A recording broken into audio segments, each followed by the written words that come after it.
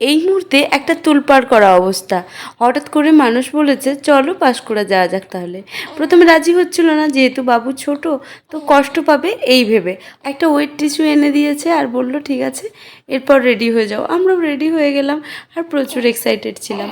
ছর্দি প্রত্যেক বছরই আমাদেরকে জামাই ষষ্ঠীতে ডাকে আর আমরা তো যাই, আর জেঠু জেঠিমাও ডেকেছিল। তো এবারে তো প্রায় ঝুলেই ছিল, যাই হোক যা হলো শেষ পর্যন্ত। এসে তো খুব খুশি, বাবুকে নিয়ে অনেক গান গিয়ে শোনাচ্ছিল চন্দনদা আর মানুষ মিলে, আর বাবুরও ঘুম পেয়ে গেছে।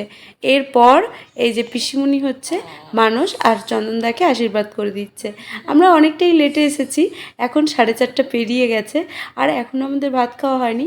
তো বললাম শুধু মিষ্টি দাও, কোনো লুচি তরকারি কিচ্ছু দিতে হবে না। এরপর আমরা ভাত টাত খেলাম, এরপর চলে এলাম শোয়ার জন্য।